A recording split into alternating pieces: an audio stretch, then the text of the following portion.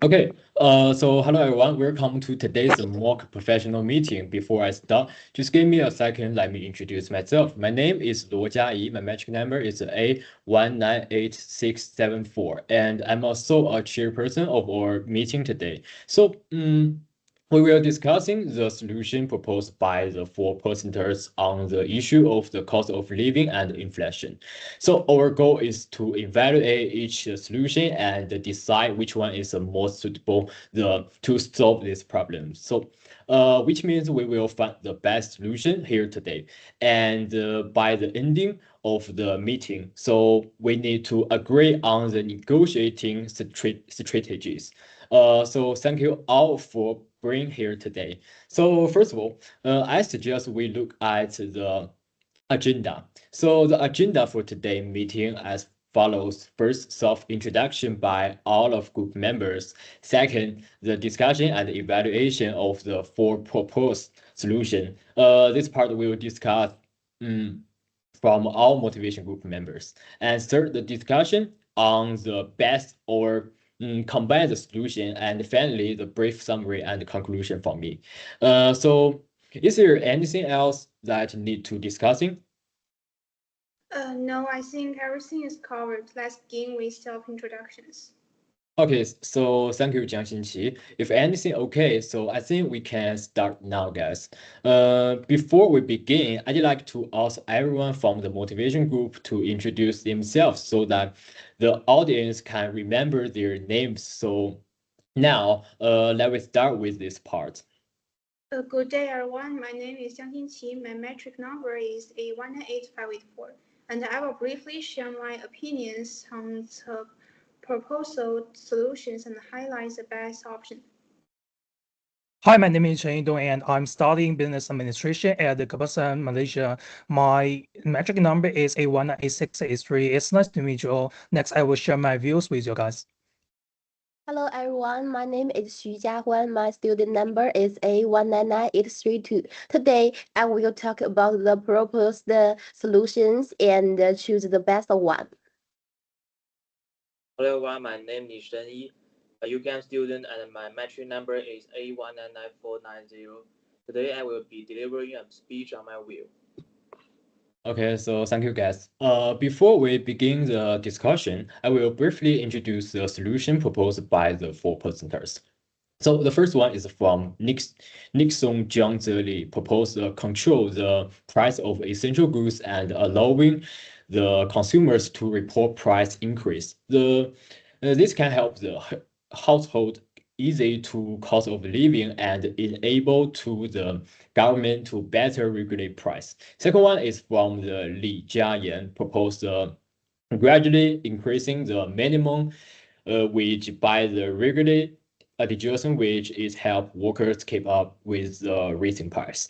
Third one is Yong Rin Lai proposed the buy now pay later scheme to help consumers and the business with a short-term money problem, but with a strict regulation. The last one is from Qin Kailing proposed the financial resilience community program, so which helps the household improve the financial management skills through the financial education to better the cope with the future economic challenges.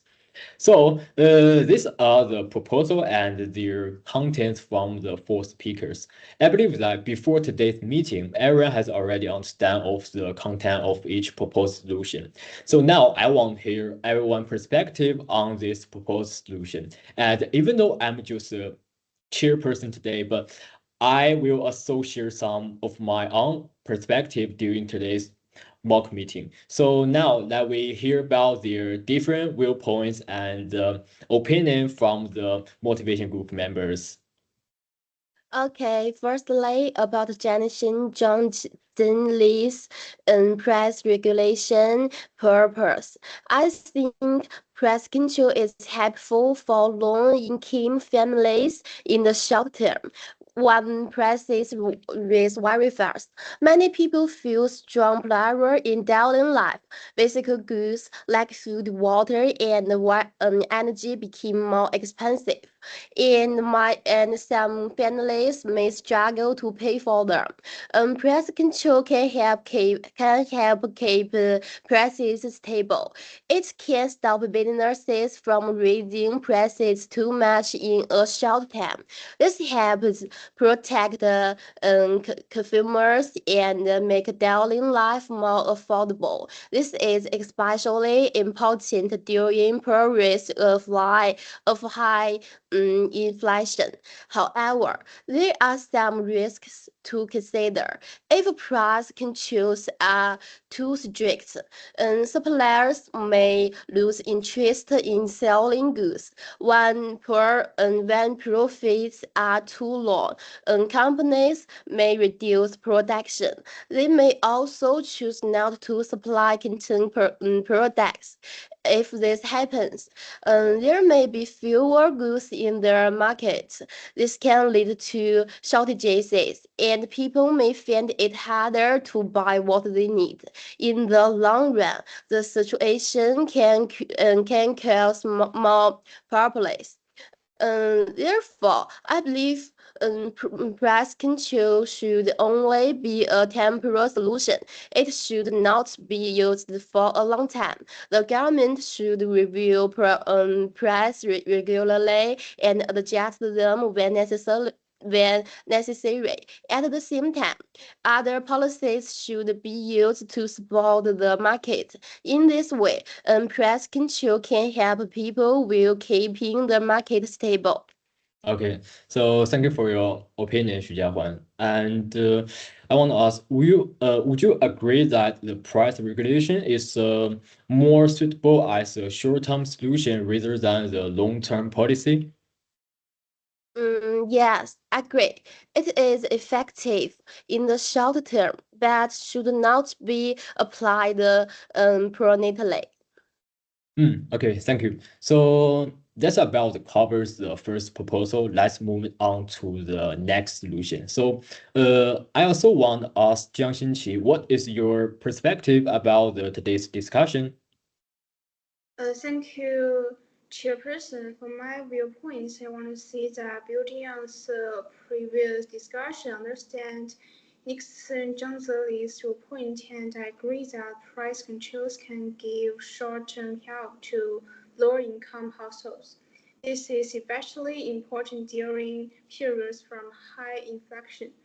When the price of essential goods increase quickly, even small price increase can strongly affect families' daily living standards and make it harder for them to manage their expenses.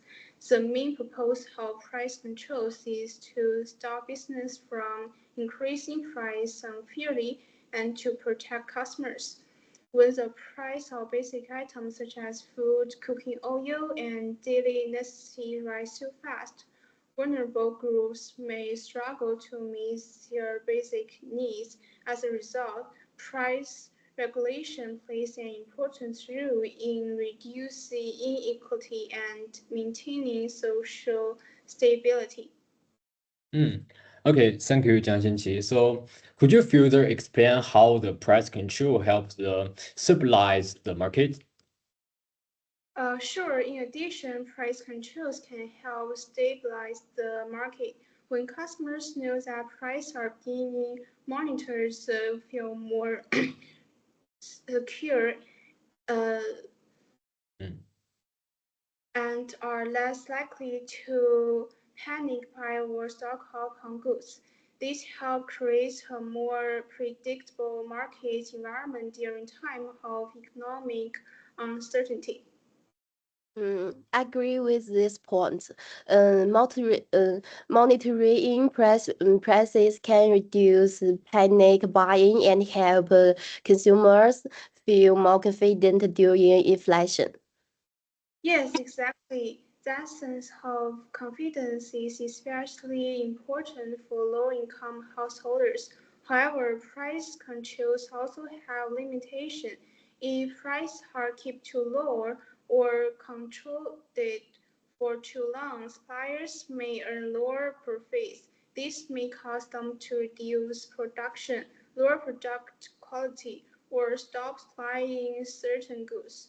Over time, this could lead to shortage, which would harm customers instead of helping them. Okay, so that's a very important limitation in your opinion. So, how should this issue be addressed? That's why price controls should be temporary and carefully managed. Regular review and needed to ensure price reflect changes in costs, such as raw materials, labor, and transportation. This helps balance the interests of customers while keeping suppliers willing to continue operating. Moreover, price controls should not be used alone. These are more effective when combined with income-related policies. Okay, so thank you for that point. So, could you elaborate on which income-related policy you consider more suitable? In this regard, I strongly suppose personal for gradual minimum wage increases. Gradual wage adjustments help workers maintain their purchasing power during inflation without creating sudden pressure on business. Gradual wage increasing also allow employers and employees time to adjust. Worker benefits from more stable income, while businesses can better plan and manage higher labor costs. This reduces the risk of layoffs, reduce hiring or business closures. Yeah, I agree. Gradual wage increase are important to balance workers' welfare and business sustainability. Yes, exactly. However, wage increasing should be supported by additional measures. Small and medium-sized business may face higher costs, so support such as tax incentive, temporary subsidies, or training programs can help some improve productivity and to remain competitive, where gradual wage increases are combined with effective price monitoring. Business are less likely to pass higher costs directly on to customers. This creates a fairer and more balanced systems and products both workers and customers while supporting business sustainability. Okay, thank you. So please proceed with this. Okay, let me take a simple conclusion. I believe price controls and gradual minimum wage increase should be implemented together as part of broader policies approach. Price controls provides immediate support and market stability, while wage increasing strengthen long-term income security. By coordinating these measures carefully, policymakers can address cost of living challenges in a more effective and sustainable way. Okay. Thank you, Jiang Xinqi, for sharing your perspective. So, may I ask that, is there anyone think minimum wage adjustment alone is enough to address inflation, or should it be combined with other measures? I think minimum wage adjust should be combined with price monitorings. Otherwise, business may pass higher labor costs on consumers through higher price.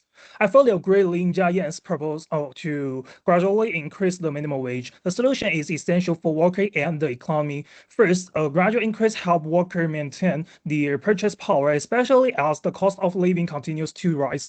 Higher wage enable workers to afford basic needs such as food, housing, and transportation. This is also benefit local business by increasing consumer spending and supporting the economy. Furthermore, increased wage can reduce the economy pressure caused by inflation. Many people are finding it's difficult to keep up with rising price, and gradual wage increase can help this boundary. It allows workers to catch up with inflation, ensure that they do not fall further behind. When workers have more money to spend, they can contribute to the growth of the economy by purchasing goods and services.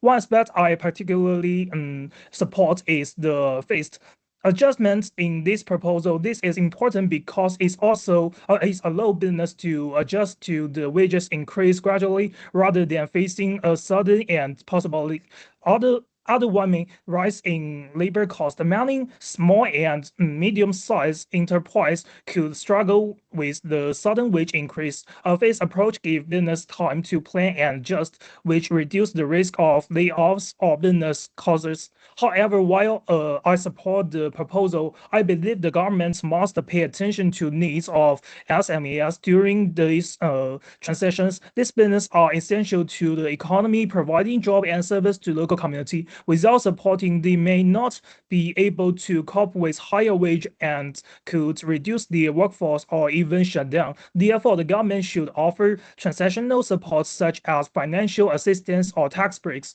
to help business manage the wages increase while protecting jobs. Now, regarding Yang Yong buying now pay later scheme, while it can provide short-term relief for people facing financial difficulties, I have concern about its long-term impact. Without proper regulation, BNPL could encourage excessive spending and lead to debt accumulation, particularly among low-income groups. People who rely on BNPL may end up buying things they cannot afford and accumulate the debts they cannot repay.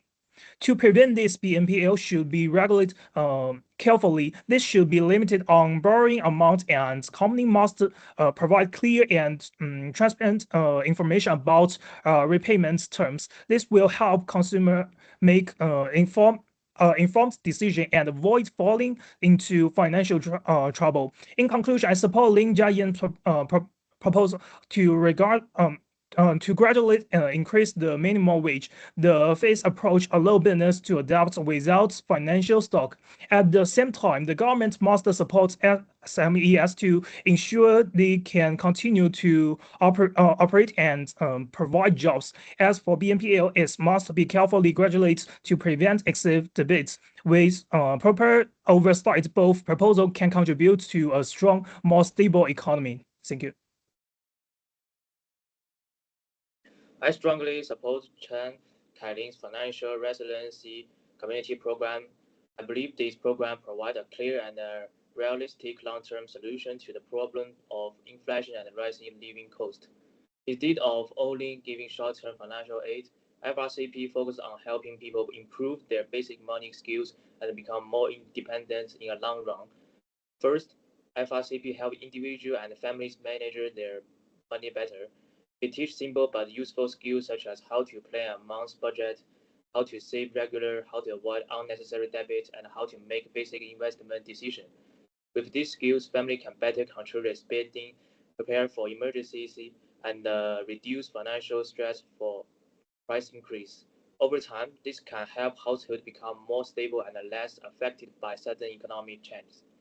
Second, FRCP strengthens communities through practical group action. This includes group buying to reduce daily costs, sharing emergency funds to help members during difficult times, peer monitoring where people learn from each other, and skills sharing within the community. This action provides real help at the local level and makes sure support reach people quickly. At the same time, they also increase trust and cooperation among community members. However, I also recognize that financial education does not produce results overnight. Learning new skills and changing financial habits takes time. Therefore, FRCP alone cannot fully solve the current cost of living pressure that many families are faced right now. For this reason, I believe FRCP should be supported by short-term economic measures.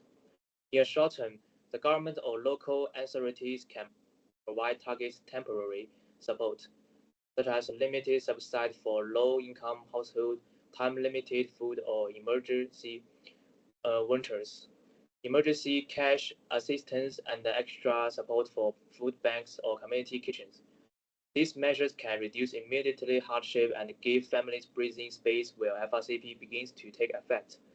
In terms of implementation, FRCP can be carried out in clear steps.